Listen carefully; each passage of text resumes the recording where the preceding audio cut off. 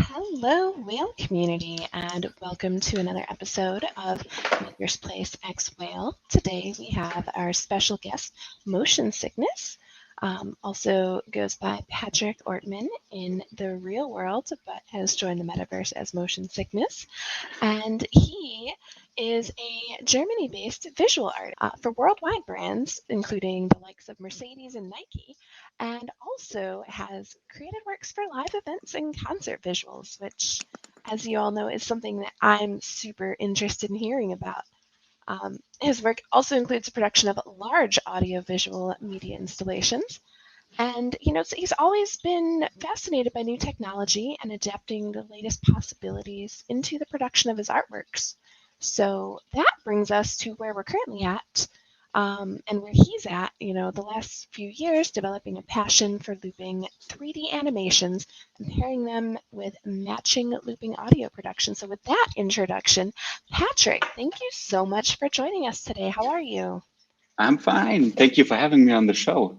It's a Thank pleasure. you so much for joining And us today. thank you for the nice introduction. Absolutely. We are very honored to have you here in the whale community talking about your journey in art and the metaverse, as well as your drop that you're doing. And that's actually happening Yeah. today. So Yeah. what a timely time for you to join us. Yeah. I'm really nervous about the drop. It's really a big thing for me this time. I don't know why. We are excited to be here for it and follow along in your progress. So why don't we, since you're a little bit nervous about the job, why don't we talk about some things that maybe can help ease your, nerves a little bit. First, telling us about yourself and kind of walking us through your background and journey in art. So the origin story.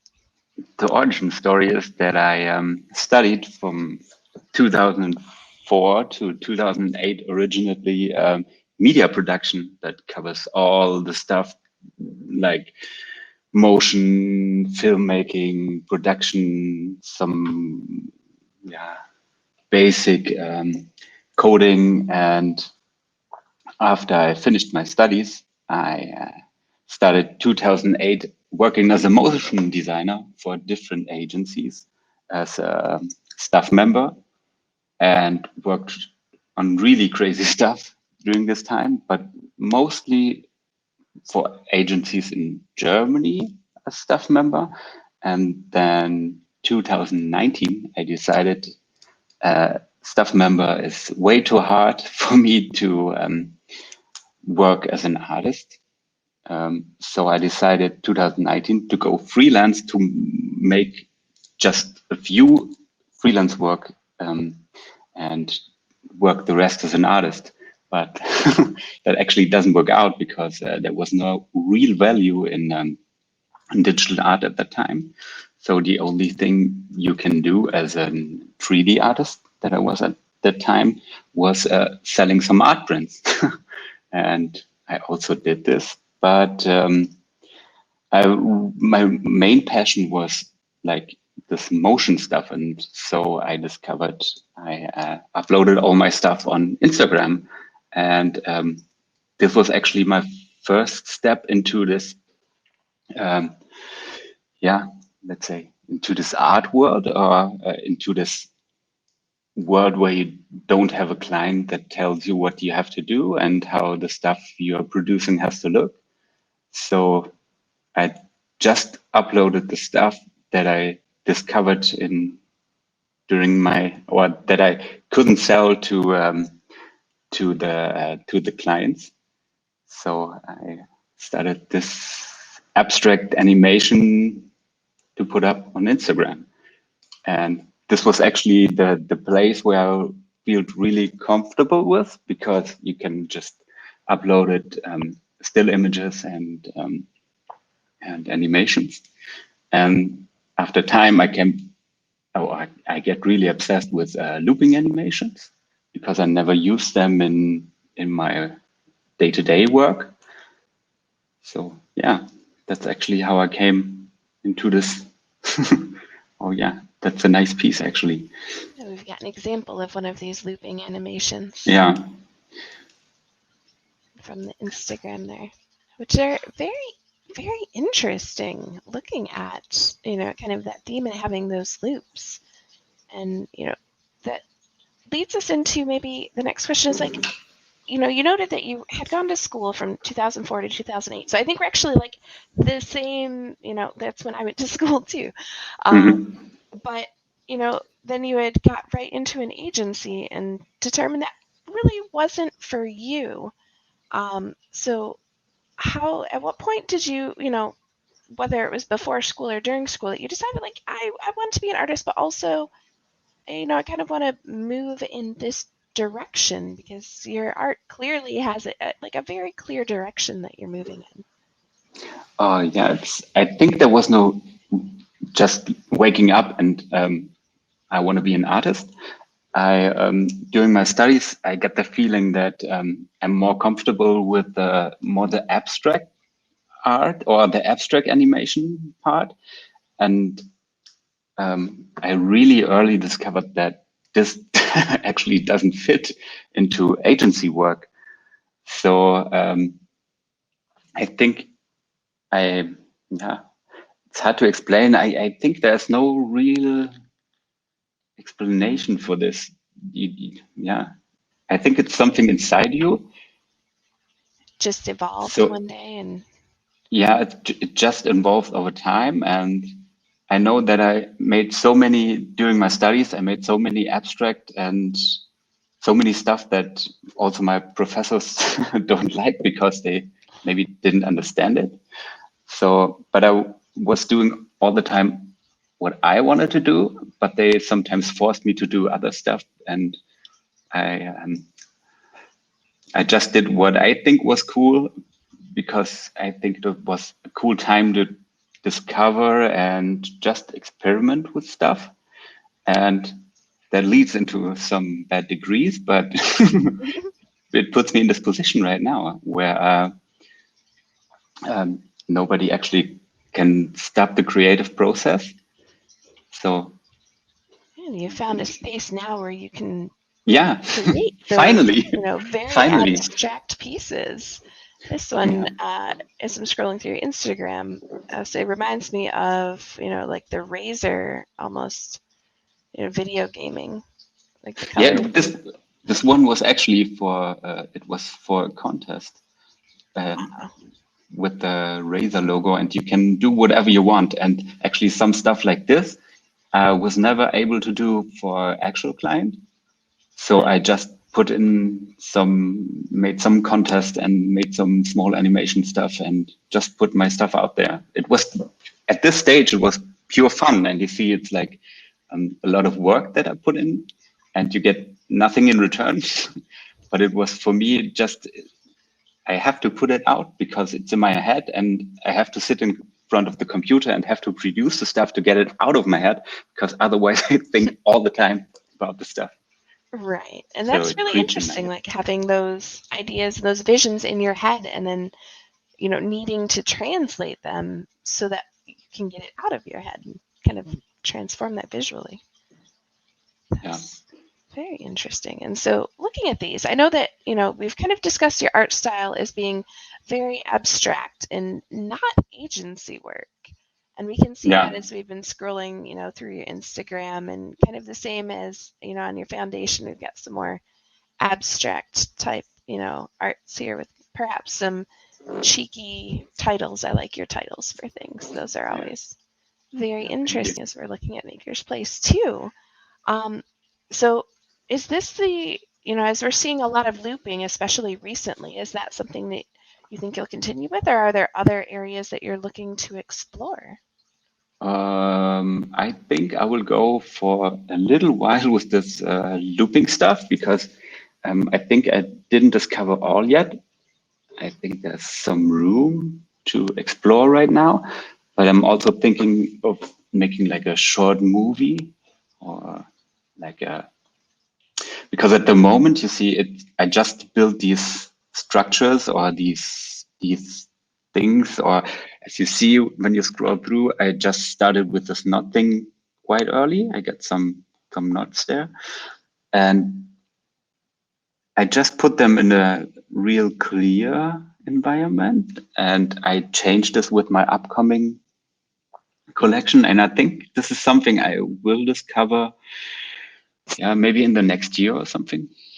And then I'm thinking of like making a bigger project with more time maybe, and just make less drops, but more like a longer theme, like 1 minute or so.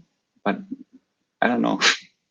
There's nothing really formed in my head right now, but I'm really obsessed right now with the looping stuff. So I think I will discover this, or I will discover this anyway, but I'm not sure if I will mint all the stuff because I got so many pieces that are lying on my computer, and I don't think they are so good to mint.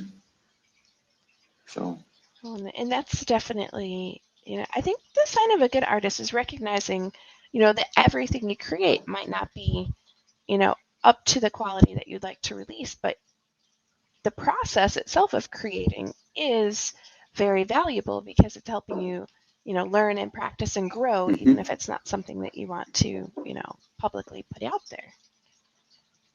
yeah. And I think this just discover and allow yourself to fail at some stuff or some point is really important to discover new ways of thinking, new ways of working, new ways of maybe just some happy accident happens and you can throw this stuff away that you produced for 2 or 3 days, and you came up with an idea 3 or maybe a week later or something, and then you adapt this. But yeah, I think it's really important to just sit in front of the computer and do your stuff.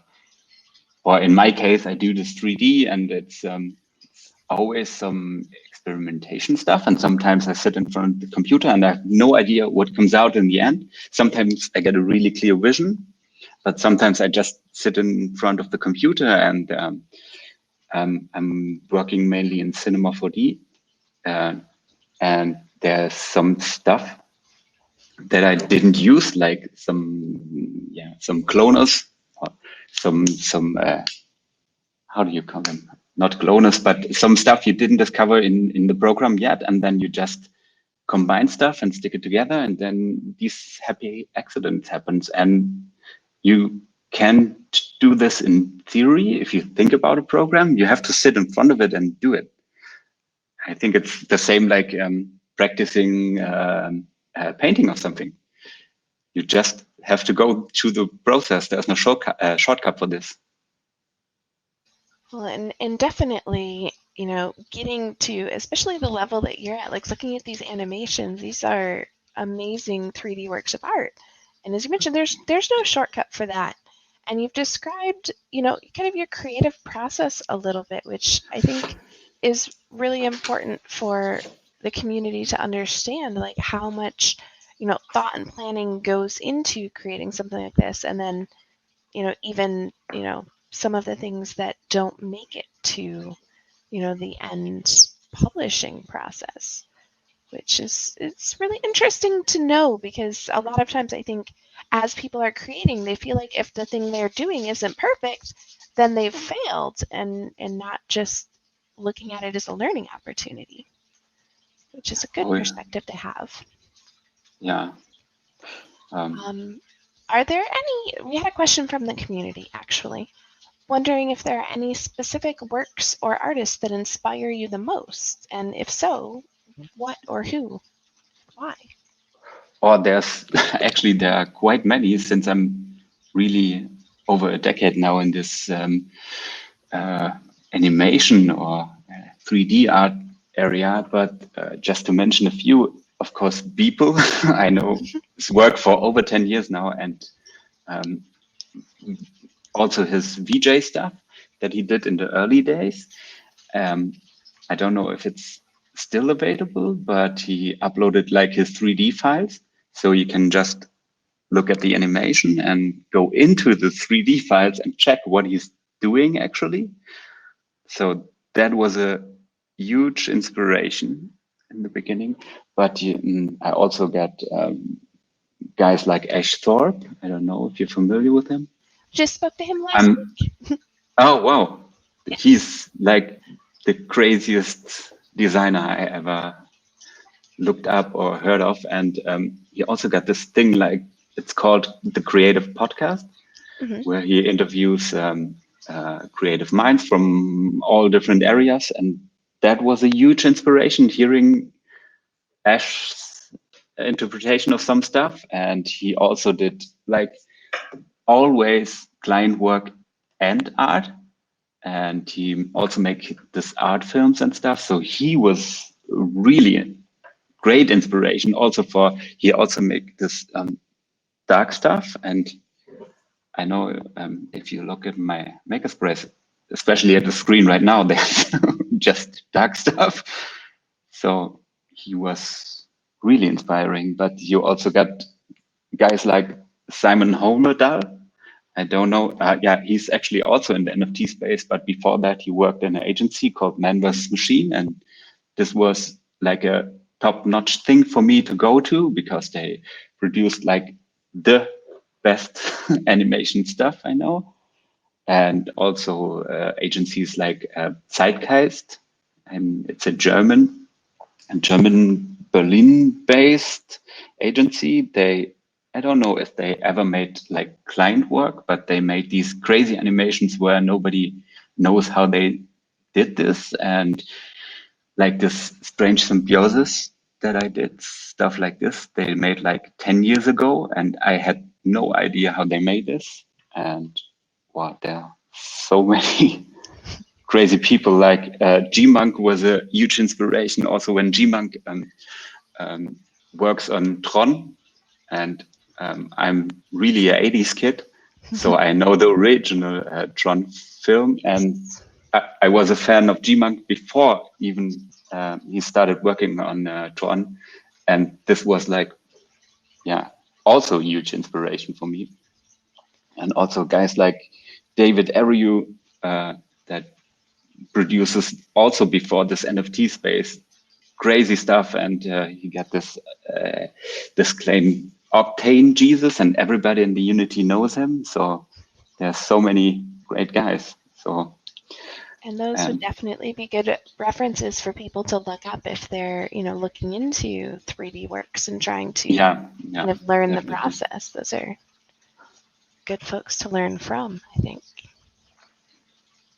That's amazing how, especially I'm noticing a trend as we're bringing people in for these interviews, in the Makerspace X Whale interviews. And a lot of the animators and the artists are, referencing each other as sources of inspiration. And so I think that's really important for the community to see, because that the importance of having that community and that networking, and like seeing what other people are doing and learning from that is very key to growth. Yeah.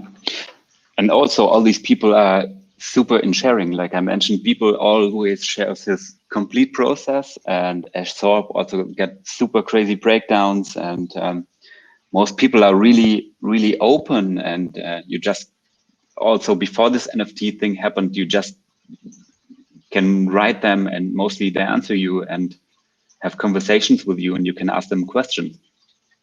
And it's also before this NFT thing happened, this motion design area was more a niche or something like a small area. So we always reference to the same people again, because it was so small and so young and so new. So, and that's why it's also logical that these top-notch artists that we admire before the NFT also moved into the NFT space, because they deserve this. Yeah? They work their asses off for this. Also people outside of this NFT space maybe don't know it, but people made every day one picture for 10 years. And what you don't get if you see this big amount of money that they get for this, it's like, it's his life, 10 years of work every day. And the cool thing is you can see, especially if you're new into 3D or want to learn 3D, I give you the advice, look at the stuff that he did in his first or second year. Just have a look. he wasn't that good. He wasn't born to be like the super artist that he's right now. He also, there's no shortcut for this. He did this for 10 years in a row. And then he became this artist he's right now. So that's really important. That actually, I think, ties into a question that the community just asked, wondering what advice you would give to new people in this space. Yeah, just be active on Twitter and Discord, and just ask the people.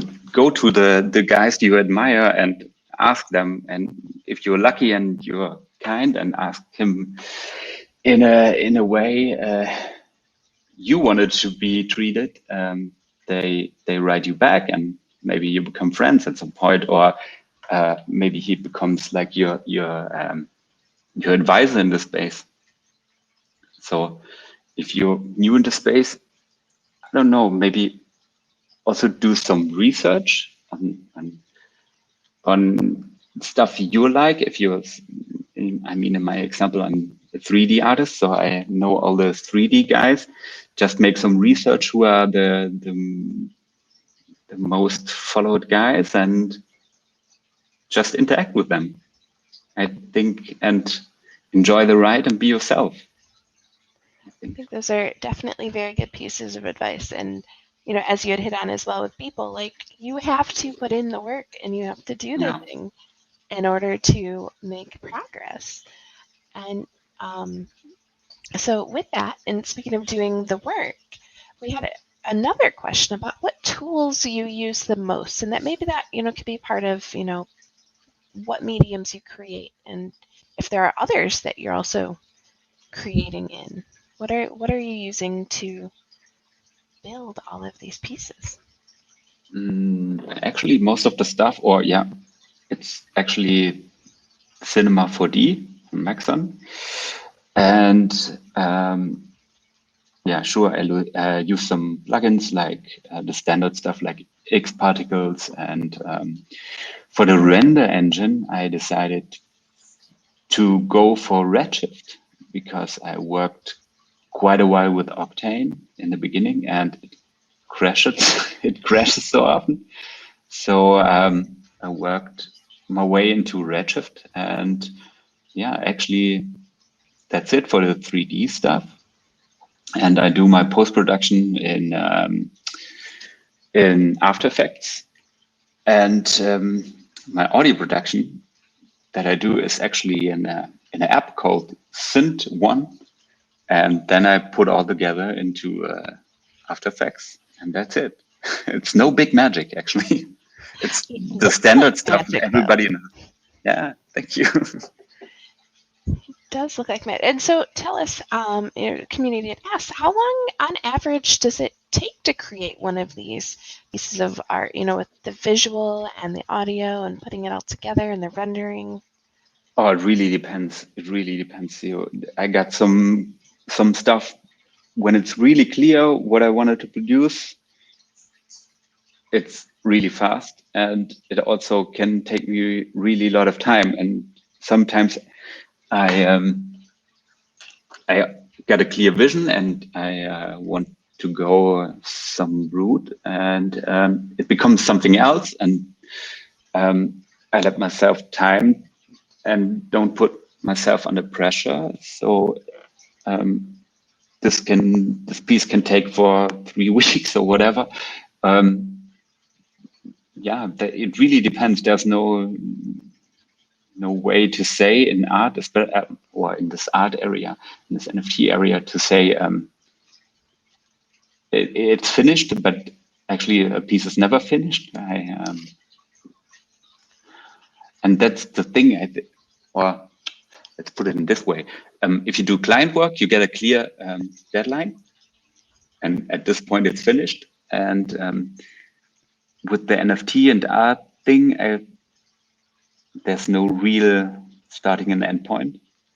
And I also got minted pieces that I looked at, and sometimes wish I took a little bit more time to change this and that. But yeah, it's hard to say.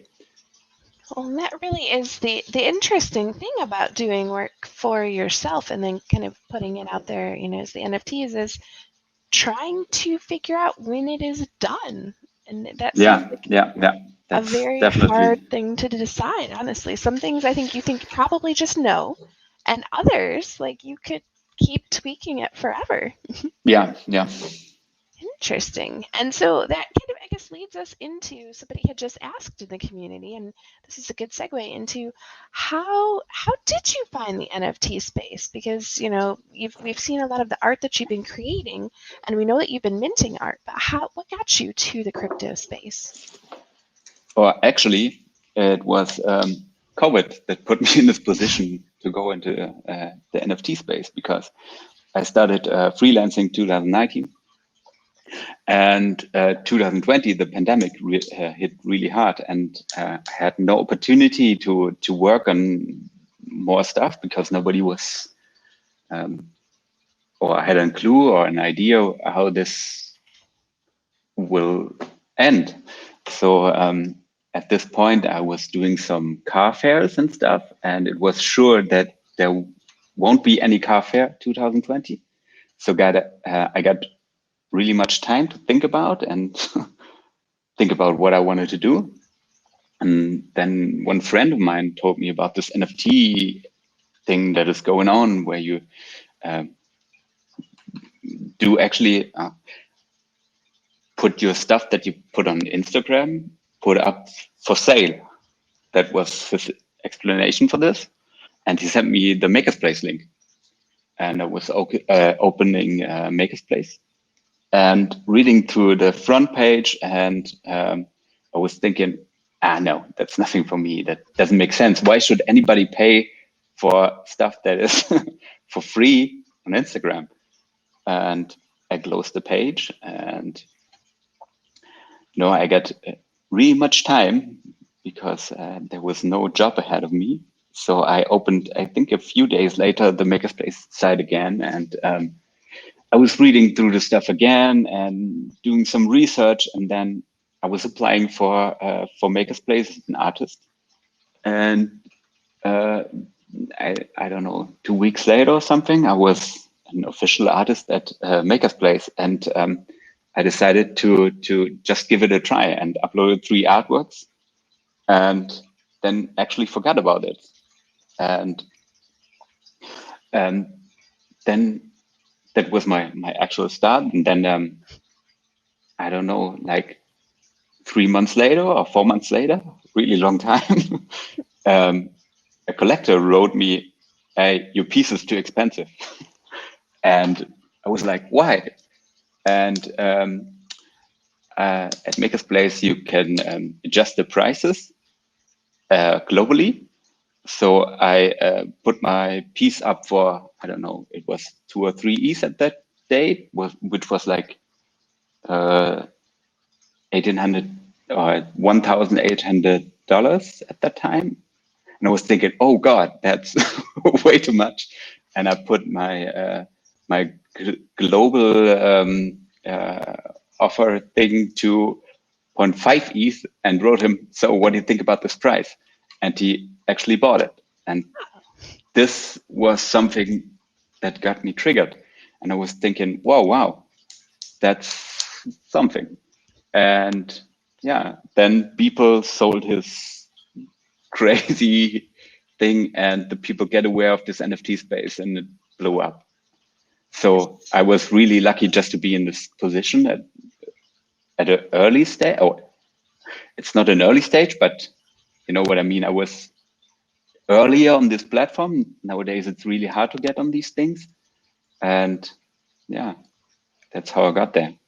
And those were definitely the interesting, like the early days of Makerspace. So, it's nice to hear about your journey to this, because, as you mentioned, COVID is what brought you to the space. And I think that's what brought a lot of people to the space, because very similar to your journey, suddenly there wasn't as much opportunity to go out and either find work or find, social experiences, and joining the metaverse and the NFT space, it was a way to connect with other individuals, on similar levels that you could do previously in person. And so, with you having a collector reach out and provide input about your pricing and then actually support your art and kind of give you that kickstart, that's really exciting to hear about. Yeah, that was crazy. And then a few days later, Ryan Wasserman, I think he's not an active collector anymore. He wrote me, "Hey, I found your Instagram page." Actually, it wasn't under my about, and he asked me to mint a specific piece. And he was like a big mentor for me at the beginning, but unfortunately, he's not active anymore. But it was crazy because you get these people that just trying to help you put you up into the space and just putting this forward. They were just enthusiasm or just pure exploring of this new space. And it was, it's hard to describe. I never experienced something like this that exploded from one to the other moment. And yeah, it was crazy. It was really, that's what they call it. It was really crazy at the beginning. And that sounds like it. And I will say, I feel like that's been a very similar experience for a lot of people, in this space, seeing, how crazy it's been and finding that support and then giving, that initial support that you get really gives you the motivation to keep creating and keep growing, your craft, which that takes us to, I think, the drop that you have happening today. And what's that starting like 13 minutes or something. So let's talk about that, because this is your upcoming drop, which is nuts. Yeah. So the Mystic Knot. The Mystic Knot. Yes. Yeah. As you've seen on my Makersplace site, I just discovered this not everlasting for his tail hunting things in the past, and I get really obsessed with it.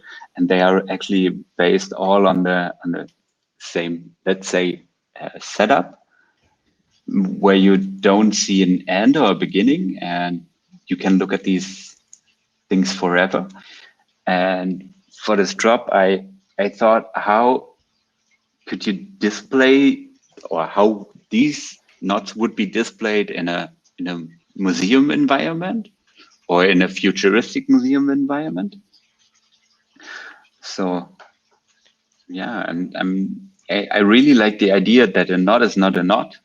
It can be anything. It has so many meanings, and it's crossed so many cultures, and it can mean protection. It can mean like wisdom, and it's, I don't know. It's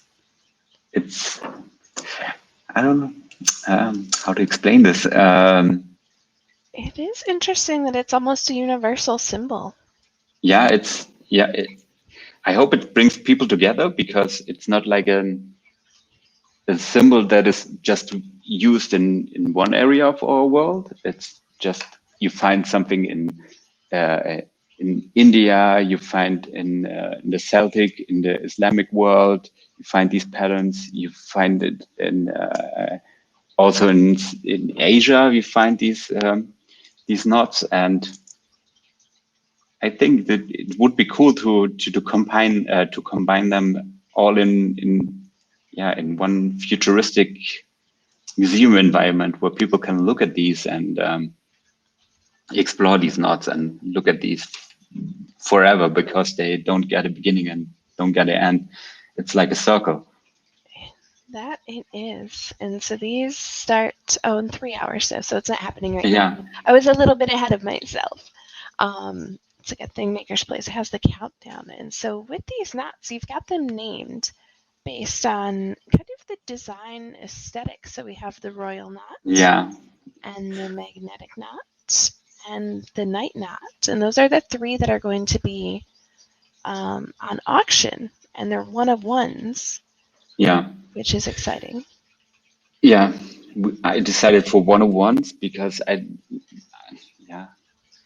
experimented with additions in the beginning, but I think the most value for the collectors and also for later on for the secondary market if they don't land in diamond hands. It's like the most value because it's just this one piece, and this makes the most sense in this case for me. Those are interesting. And let's take a peek at them individually, because there's audio too. Oh yeah, my audio production with my fancy little app. Yes, and the audio is sharing with the stream, and you can hear, because you're hearing it between the two headsets. So as the knot is spinning, the audio is also sharing. Yeah.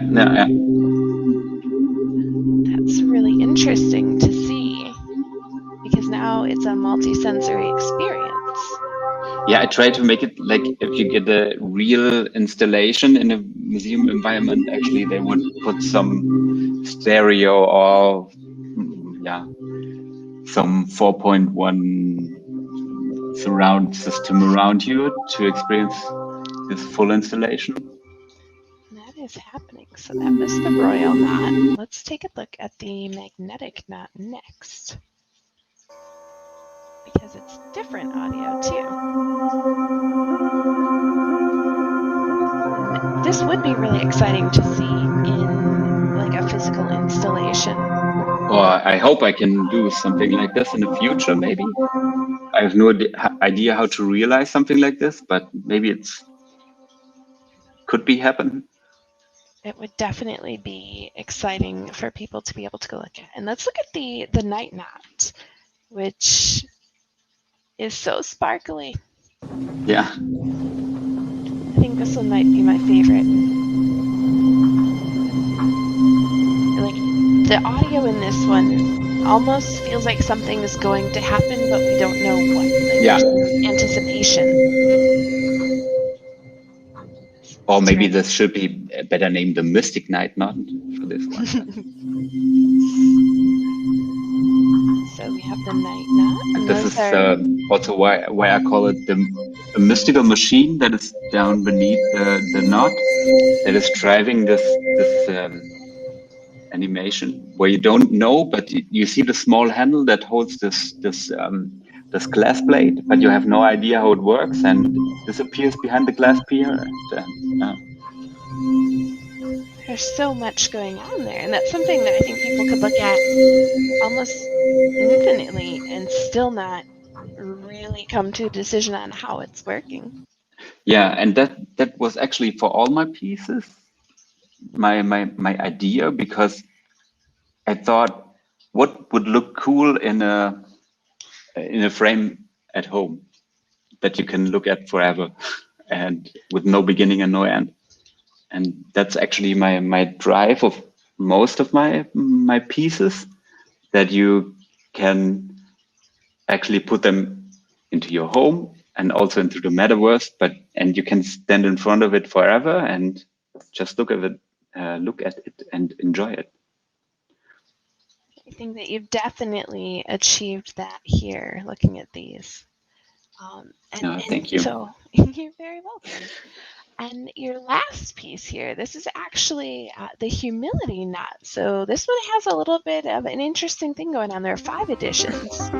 Yeah. And it's a raffle to current artwork owners. You want to tell us a bit about that? Yeah, that's I call it thank you piece for the crazy ride for this year, for all the people that supported me. And I thought on this piece, I just cooked it down to the essence and just made no texture on the knot and just put it in a black environment. And I hope it doesn't remind people too much of a pack ripoff. But I like the idea that you just put the essence of it in a black and white piece and just give it back to my collectors. Yeah, it definitely, well, I can see, as you mentioned, the pack reference with the black and white, like you've added so much more here that I think it definitely stands on its own. And I think the audio production is also a little bit different than the other ones. It's more like a futuristic thing, and it's yeah, That it is. And we've got humility is the order of eternity. So that's the description yeah, for it. So we even have a bit of a social commentary there. yeah, So this is very exciting having this drop coming up here in the next couple hours, 3 hours. So yeah. we shall keep an eye out for that. And maybe we're getting ahead of ourselves here, but after this drop happens, do you have plans for what's next, whether it's individual artworks or any collaborations in process? There is actually no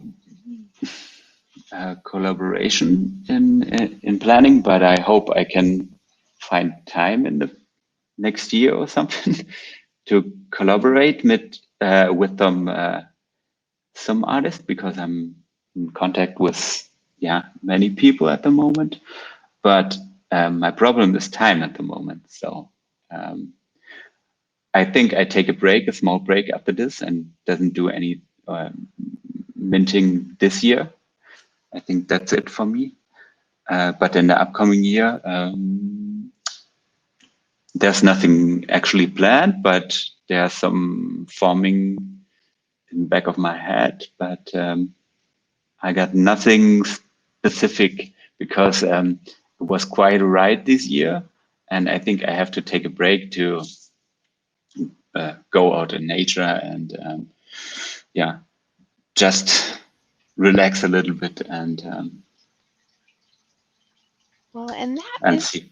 I was just saying, that's very important to recognize that, you've put in a lot of work and do need to find balance, both within Yeah, your art and within your knots and within your life.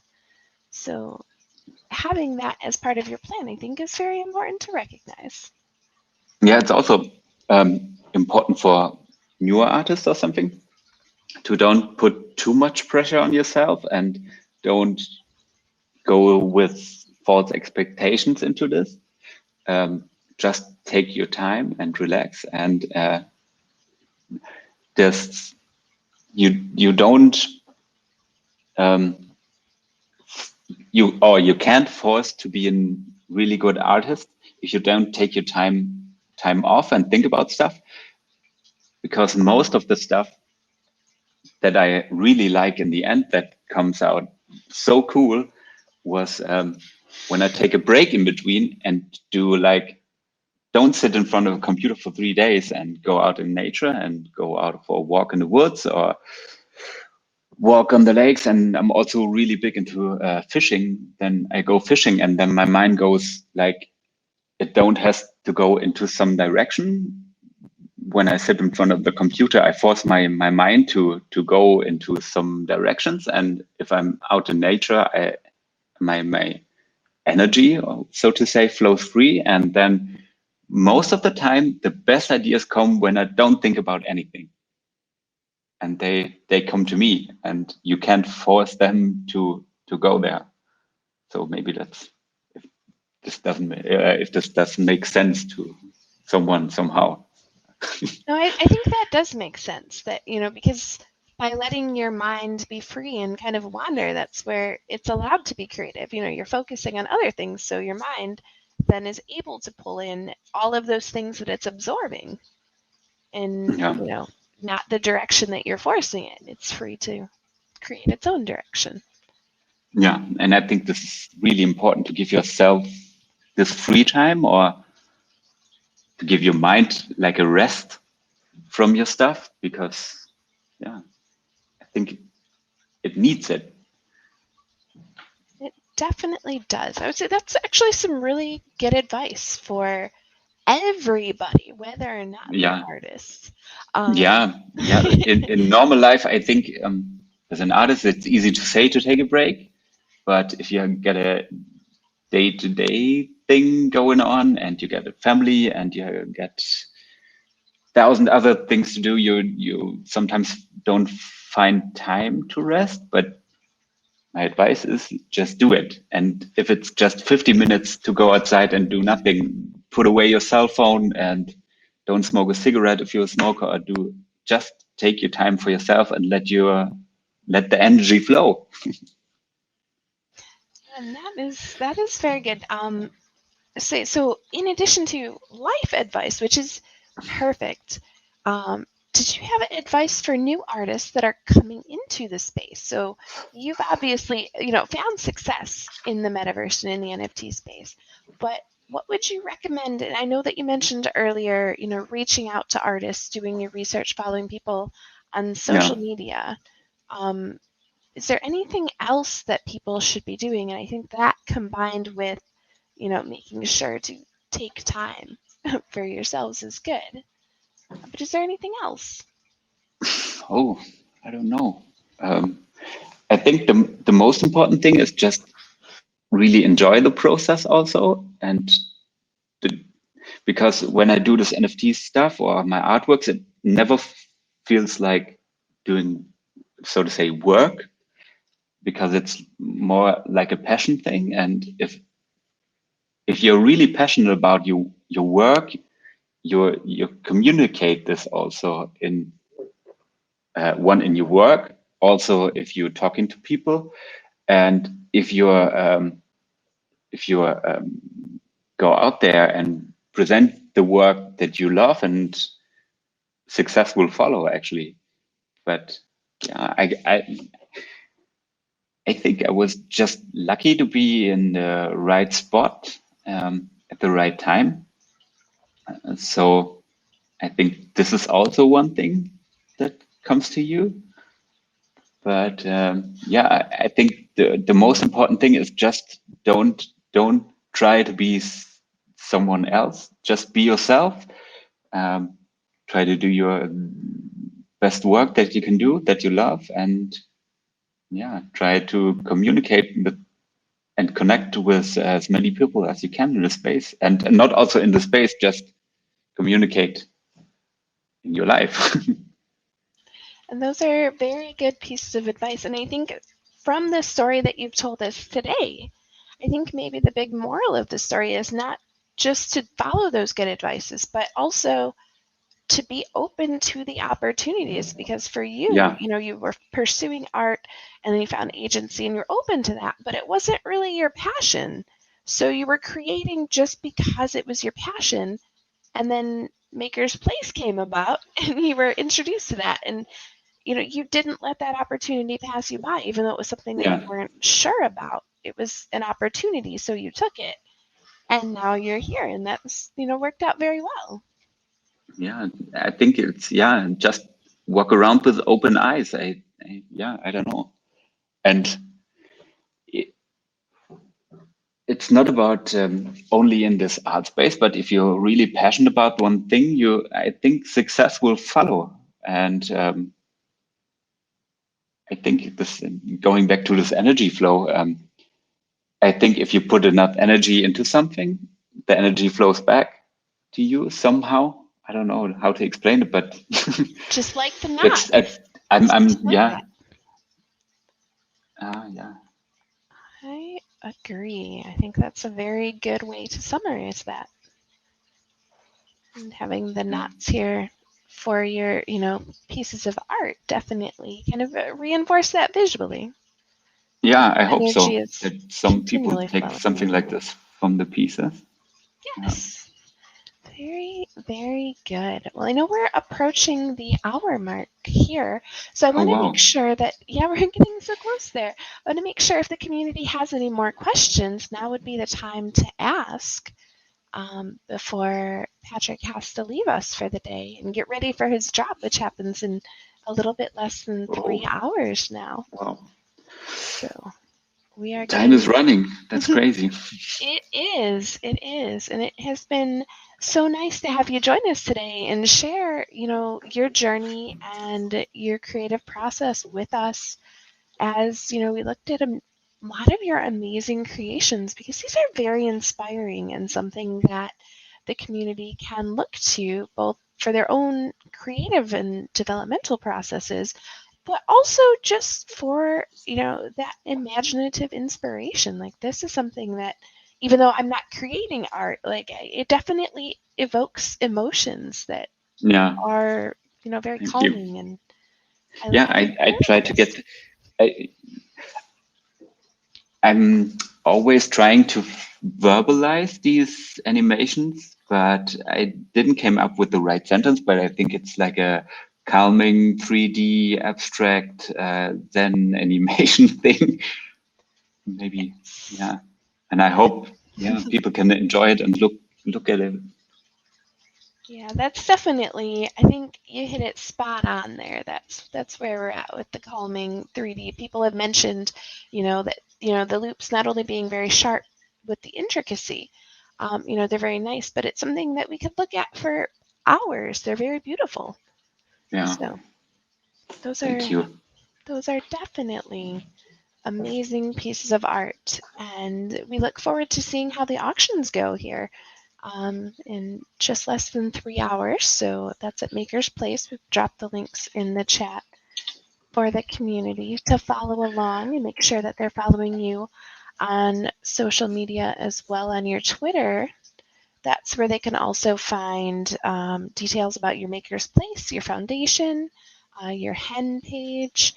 So, and all of your other links on Linktree. So this is where I would direct people to make sure that they're following to keep up with everything that you're doing. Because even though you mentioned that this will be your potentially last drop for this year, seeing what you'll be putting out next year will be something that we will definitely want to follow along with as well.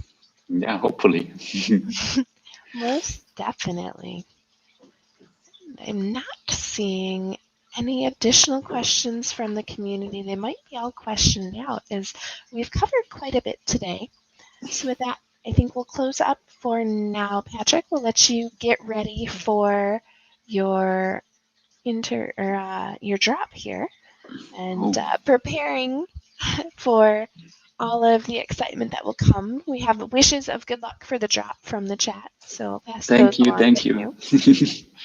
And thank you so very much for joining the whale community today to discuss your journey and these pieces. This is amazing, and we appreciate your time and being here. Oh, thank you so much for taking your time to let me speak about this stuff. Thank you. Absolutely. We'd love to have you back too whenever once we have the drop done and you get new art and you're coming, you want to come and share that with us. We'd love to have you back, Patrick. Thank you. Yeah, sure. Thank you. And big thank you to the whale community for coming to hang out with us and learn more about the work of motion sickness. With that, we will close the stream for now, and we will see you all later. Have a good day, everybody. Bye. Thank you. Thank you.